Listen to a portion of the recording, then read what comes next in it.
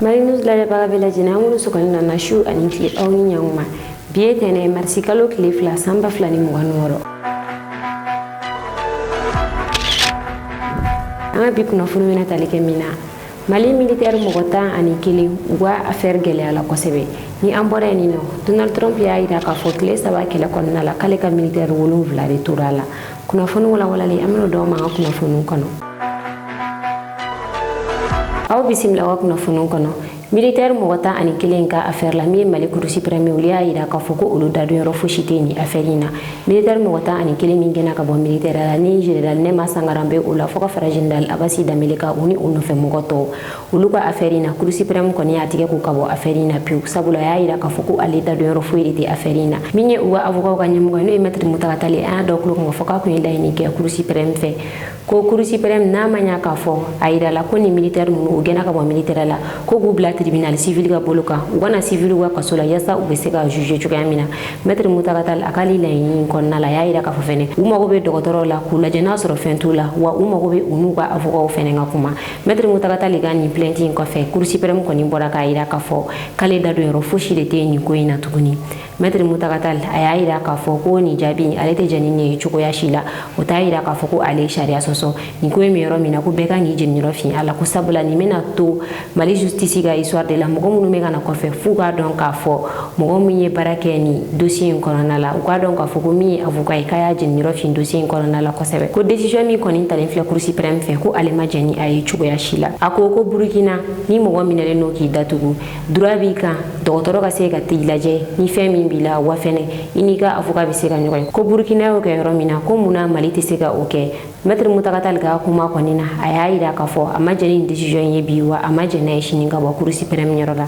wa ay bamananka mbado fo ka kuma en kolona la sabula alebe sigu bamananga ni fo ayaida ka fo kuna meta ko ni amisi hakilla jigina maître mutakatal akunye la ni folom ka kurusi perem fe ore president go degerem ta kan militaire mo kota ani kelenga militaire ya bo ukan kaira ka fo uti militaire la tuguni ko kurusi perem aga o degere ni bo ama kurusi perem ya ira ka fo o degere ta baga degere ta ko ulu teseka o bo ama o la maître mutakatal ay plainte wala do na manya degere teseka bo ama ko ubora militaire la pi ko gubla tribunal civil ka boloka o ba juger ina fo civil o juger to gamina ni ne gara kurusi perem ka jabila bay ko ale teseka dado ala ayat ko ka bo affaire ina pi ka dado ro fuita ala ni o be fo juger wa kana ko la cour se déclare incompétente ni mon ne gara kurusi perem ka jabila bay kanya shi maître mutakatal ma ni militaire mogota ani kelenga affaire la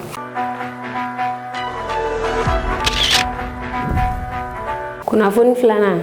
ira guide suprême croisoro ni ale togo Ayatollah Ali Reza Arafi Ayatollah Ali Reza Arafi ale de blala Ali Kamini nola mogo sababu me iran transition ani wakati na ale de uluka nyemokoy kunu iran ni communiquer nke ayra la ka fo Ayatollah folo mi nanani revolution irani o Ayatollah Kamini ko ali masurunya na mogo de ni che ko fole ni wa fene dine doni baka baredu ayaka kalambe ke ira abi arabu kan fo kami me fo ira bi kuma o fene na abi kuma anglela Slame jamana banunu ina fo ira ibe se ka kurane kala nga do nga yamaria fo shite da ima iga dina la se mogoma ngami ugani guide suprême kuranye yamaria o kume alibulo aka dina la se mogoma ay sebeni cha manke ukan bi ayre shibe sambi woro ani shegine la wa abi fen bare nyama bi akanga fen munu nyana wo sabula mogo mi wa jamana mara sambi saba ani wolonvla akanga wa shugo yaw baro labe o wakati kile na fere mi jugu ba fle ulunya shinunu wa jamana ma ni oye amerika woni foka fara israeli ka abi guerre kon nala ni wakati ina ka do kulu nga fo ida communiquer ko mi ministre de la défense uye okura fene sigi ina fo ya fo ina wakuna fo inte mena ministre de la défense ale fene ni tura ataki na kanyeshi idama wa ministre de la défense kura ale to ko kera Majid Ben Arashai kuna foni sabana bi Amerika woni Israel ni iranga kele kle sabari biso ko marena mi iranga avion chassis sabaye ulula jigina Kuwait ni avion chassis nunu ne F15 yure so ko mara jone na avion chassis nunu la bene kubina ta fara buke ira wakati mina usira Kuwait mugo to duguma kani avion nunu bine Kuwait ina fo gabakuru ni avion nunu kon na jigina Kuwait militaire fe mi Ameriki army ole communiquer kon na lo ya ira ka fuku Kuwait uluteri jamane wete me jamana mi fe kataka fara buke Iran ko wakati mina Kuwait armée ni avion ni chassis sabayin wa jamana sanfɛla la akume u kɔnɔna la ko Iran ka avion ni chassis de minnu bɛ ka na farapu kɛ ko hukumu ni kɔnɔna la Kuwait armée u ye avion ni chassis na jigi ni kuma in b'a yira k'a fɔ ni Iran y'a yira k'a bɛna Amérique farape ou bien Israël u teri jamana minnu bɛ yen nɔ ni misili ninnu bɛ tɛmɛ u ka sira fɛ ani avion ni chassis ninnu ko u bɛ ni avion ni chassis ninnu na jigi a tɛ se a tagayɔrɔ la ni kuma in kɔni b'o confirmer kosɛbɛ bi Amérique u y'a yira k'a fɔ fɛnɛ ko 24 heures kɔnɔna la olu ka mɔgɔ 4 ko de sara kɛlɛ na ni o ye u ka militaire 4 o b'a yira k'a fɔ kɛlɛ tile 3 kɔnɔna la Amérique u ye militaire 7 o de fagara u ka militaire la fɔlɔ.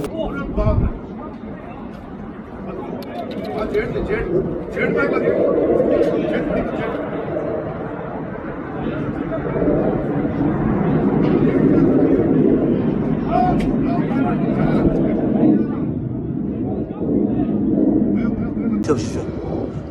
لا والله حربية طيارة حربية طيارة حربية شوف شوف شوف شوف شوف شوف شوف شوف شوف شوف شوف شوف فيها واحد شوف هذا المسير يا الربع شوف نزلوا هذولا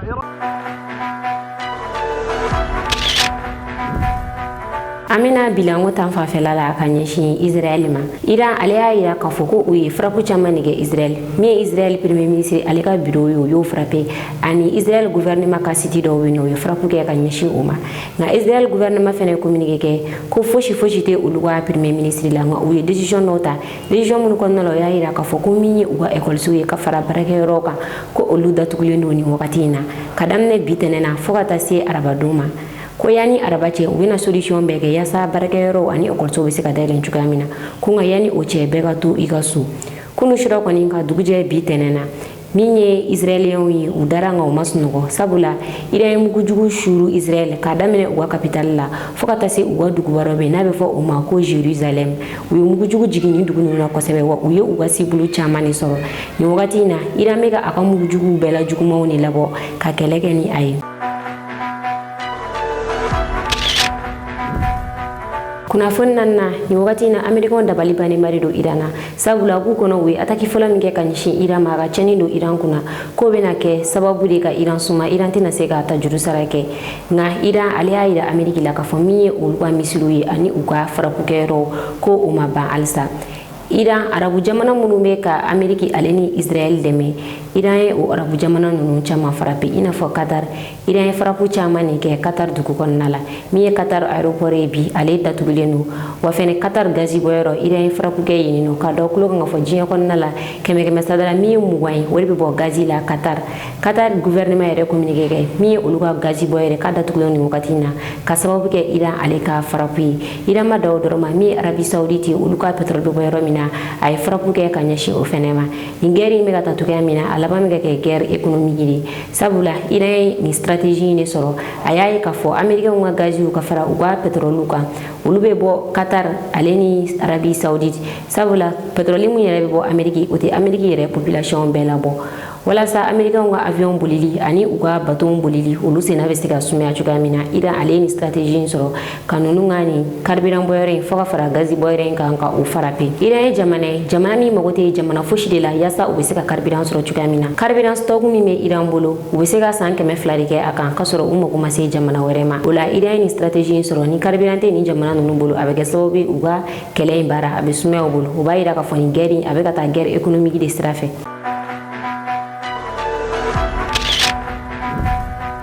Alisa an bɛ to ninnu ka kɛlɛ ko hukumu kɔnɔna la Emmanuel Macron ale y'a dafa mugu jala na ka sɔrɔ a ɲigin ji t'a da min ye Faransi ye ka fara Angleterre kan ale ni Allemagne olu y'a yira k'a fɔ k'u bɛna dɛmɛ don Amérique ma u y'a yira k'a fɔ ko min ye Iran u bɛ ka jamanaw attaquer olu ka nafa bɛ sɔrɔ jamana minnu kan olu bɛ taga affaire kɛ jamana minnu kan ko hukumu kɔnɔna la olu bɛna Amérique dɛmɛ nin kɛlɛ in na hali ni a y'a sɔrɔ kɛlɛ ma sara u la u kɛlen ka nin décision in ta min ye Emmanuel Macron ale de y'a ka porte avion belebele la wuli o ka kunda a ka militaire minnu bɛ kɔgɔji kan olu ka kan kɔnɔna kan wagati min na Emmanuel Macron ka porte avion a bɛ ka kunda o kan in kan Iran o missile dɔ ye kan in frappe olu kɛlen ka kan in frappe Emmanuel Macron a y'a yira a ka porte avion in na k'u ka sira fara joona k'u mabɔ o zone in na kosɛbɛ u ka taga fɔ Afrique du Nord kɔnɔna la ka taga u bila sécurité la yen nɔ yanni kow ka sigi sen kan i n'a fɔ an y'a fɔ cogoya min na Emmanuel Macron ale y'a dafa mugu jala na a ɲigin ji t'a da a kun bɛna kɛlɛ daminɛ a tɛ se kɛlɛ min kɔrɔ Europe jamano la mi Espagne huluri klena ka ira ka foko usinte kelena ubulotala wa wani ni American fe wa basi flami mi Espagne ugana avion foyi la bo basi nunu konna la uluka jamana ka avion ngata frapu ke ira ugana woni kele mine foyi uluka jamana ka kunya shinai ira foni Nations Unies ya moriadi uma wakati mina ko ubiseka gerinke Espagne ale o communiquer ke kanya shin America uma Emmanuel Macron kabi ayini ko inke 24 el konna la ay conseil de guerre flare keni aka militaire yi conseil de guerre flana ay o jaw soro ha jangule ñoko fe. Dans ce contexte-là, notre priorité, je l'évoquais hier, c'est la sécurité de nos ressortissants, évidemment de nos emprises militaires, diplomatiques, des ressortissants qui vivent ou font séjour dans ces pays partenaires. Et je remercie le ministre et les équipes d'avoir avancé sur la base des instructions d'hier et nous ferons le point détaillé pays par pays de la situation, à la fois pour protéger et pour pouvoir rapatrier dès que les espaces aériens seront rouverts. Ensuite, il y a la sécurité et la souveraineté de nos partenaires dans la région. Les Émirats arabes unis sont très loin les plus touchés, les plus exposés. Le Qatar est aussi très ciblé. Tous les autres pays de la région ont été frappés. Nous avons aux Émirats arabes unis un hangar de notre base mitoyenne, de la base émirienne, qui a été touché dans une attaque de drone qui a ciblé le port d'Abu Dhabi. Les dégâts ne sont que matériels et limités, il n'y a aucun blessé à déplorer. Mais tout cela nous conduit, là aussi, à rehausser notre posture et notre accompagnement défensif pour être aux côtés de ceux avec lesquels nous avons des traités de défense et pouvoir adapter la posture à l'évolution des dernières heures, que rien ne justifie et que nous ne laisserons pas passer. Nous avons, dès les premières heures, pris nos responsabilités, en effet, pour protéger nos ressortissants, nos intérêts, être aux côtés des pays de la région, et nous continuerons de le faire. Et je souhaite que ce Conseil nous permette d'examiner l'ensemble des options, regarder aussi la cinétique des opérations et des frappes, l'évolution en Iran, l'évolution dans la région. Et enfin, nous ferons le point sur la situation nationale, les risques tels que nous les évaluons, et évidemment les conséquences économiques de ce conflit.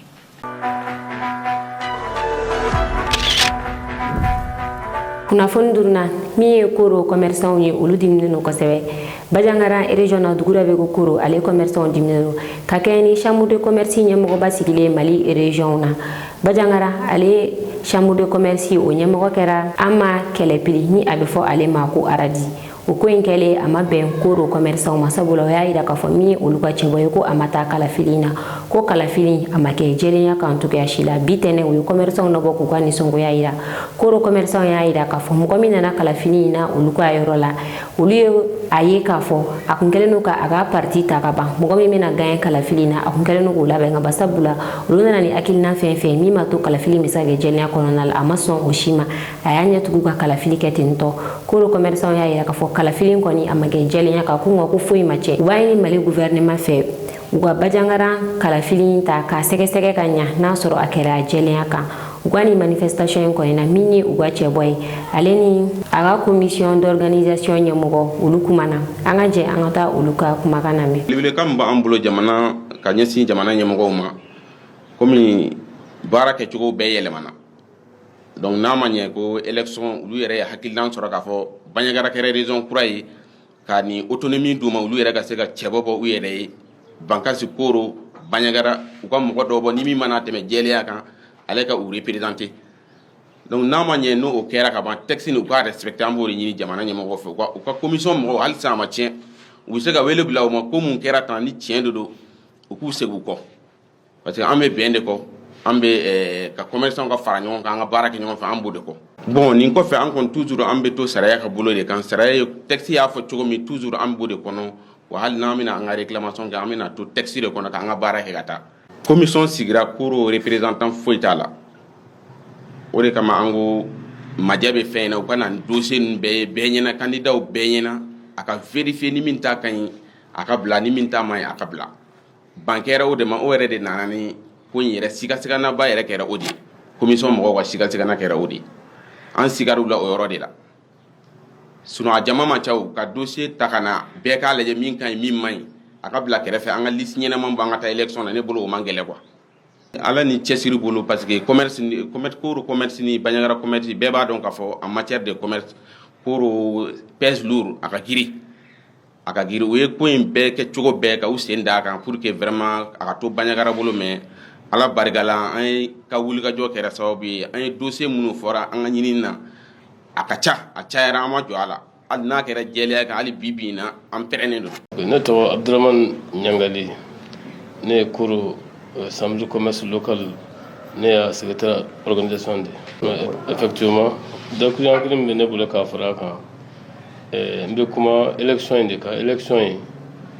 ayiwa a daminɛ ni sisan cɛ ayiwa sariya ye yamaruya dɔ de bɔ, a ye o yamaruya bɔ, a ye sɛbɛn de bɔ. Sɛbɛn in an ye baara kɛ sɛbɛn in kan parce que en tant que secrétaire d'organisation ne ye sɛbɛn ne y'a faamu an ye baara kɛ o kan. Chambre de commerce régional Bandiagara chambre de commerce régional o élection de jour. Voilà, o élection de jour. Donc u ye critère min bɔ, état ye critère min bɔ an ye baara kɛ o de kan.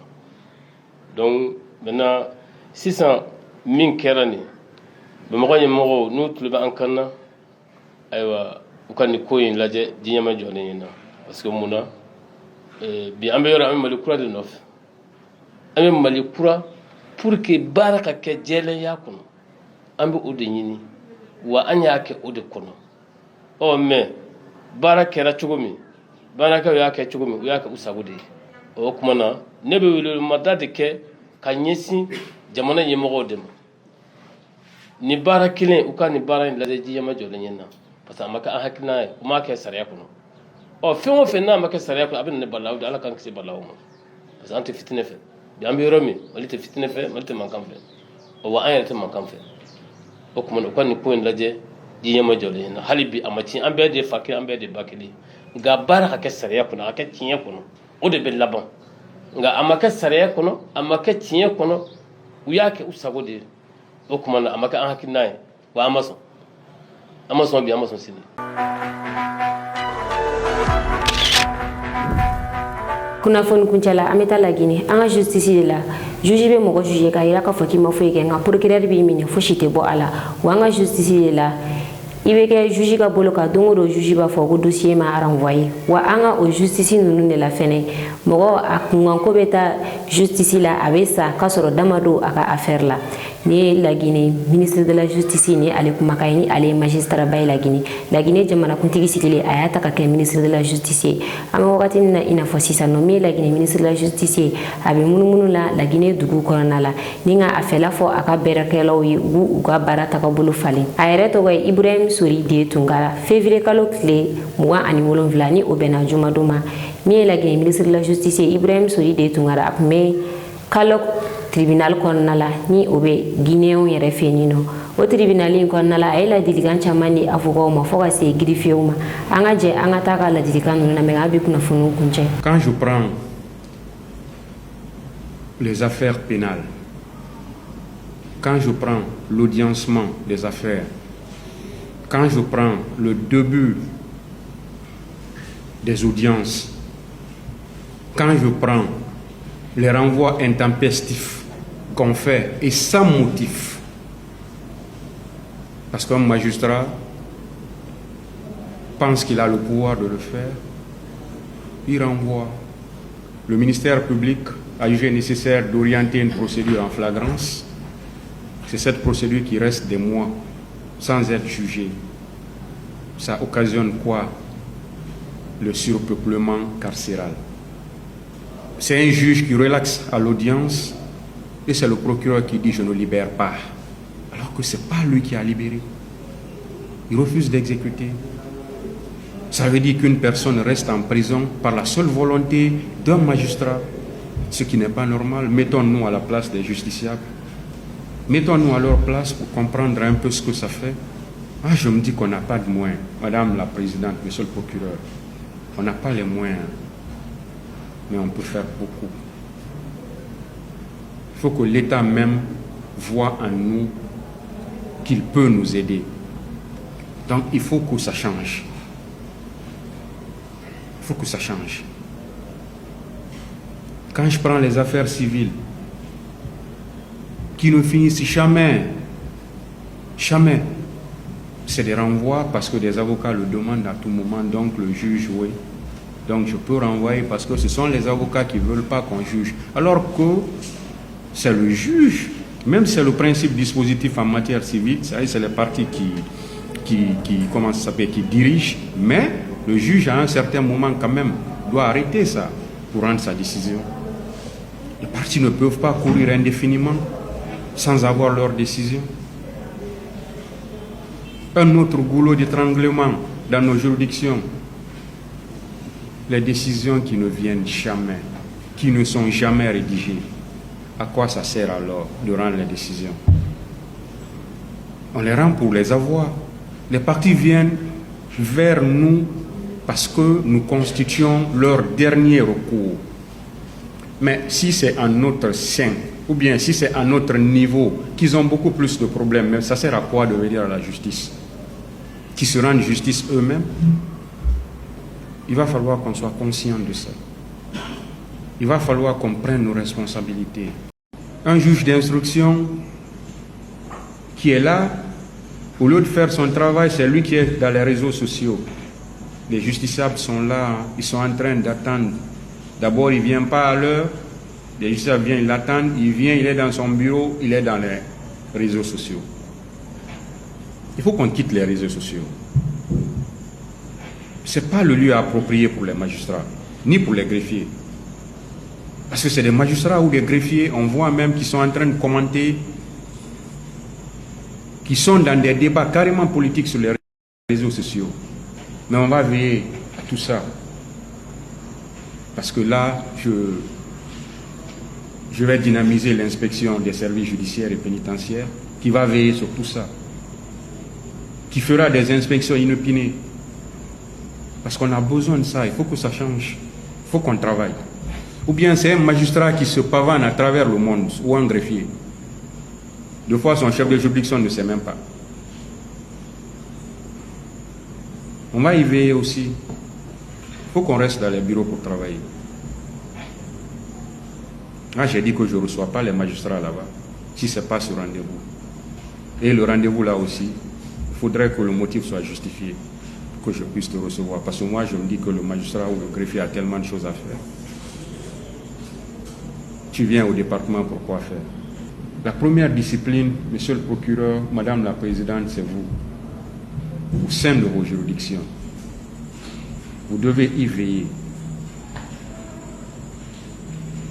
Ne donnez pas des autorisations d'absence fantaisistes. Je veux aller à tel endroit. Faites-moi une autorisation d'absence. Ou bien vous constatez même que l'intéressé n'est pas là. Après maintenant, c'est en ce moment qu'on vous demande une autorisation d'absence. Les magistrats ont trop de choses à faire. On a des congés. On a même 2 mois même de vacances maintenant. Acceptons alors de travailler pour mériter nos salaires. Il faut qu'on travaille. Il faut qu'on vienne à l'heure et qu'on quitte à l'heure. Et quand on vient, il faut qu'on accepte de travailler. Et là, vous êtes les premiers garants de ça. Madame la présidente, monsieur le procureur, vous devez y veiller. Les retards dans les audiences. Commencez les audiences à l'heure. Parce que quand on fixe une heure et qu'on ne la respecte pas, c'est qu'on ne se respecte pas soi-même. Donc il faut qu'on se respecte soi-même. Quand on a fixé une heure, il faut qu'on respecte l'heure là. Vous verrez, même si les avocats ne viennent pas, s'ils savent que la présidente monte à 8 heures,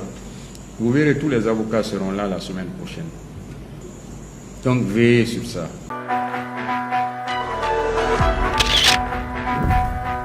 Dine tun y'an bi kunnafoni ka lɔ kulo kan aw ni ce aw ka lajɛli ko ɲuman na an ka foli b'an lajɛbaga bɛɛ lajɛlen kɛrɛnkɛrɛnnen na minnu bɛ ka lajɛ ka bɔ Keɲiba aw k'an bɛn wagati wɛrɛ ka se ka kunnafoni jɛli ɲini ka di aw ma ani ka don aw jigi kɔrɔ kunnafoni ko la Mali News mago bɛ aw ka dɛmɛ na dɔrɔmɛ 100 kalo la ni mɔgɔ minnu bɛ fɛ ka ni dɛmɛ in don an ma a bɛ se ka wari ci nimero in na 91 21 41 40 84 n'aw ye wari ci a kana ɲinɛ ka aw tɔgɔw fɛnɛ ci anw ma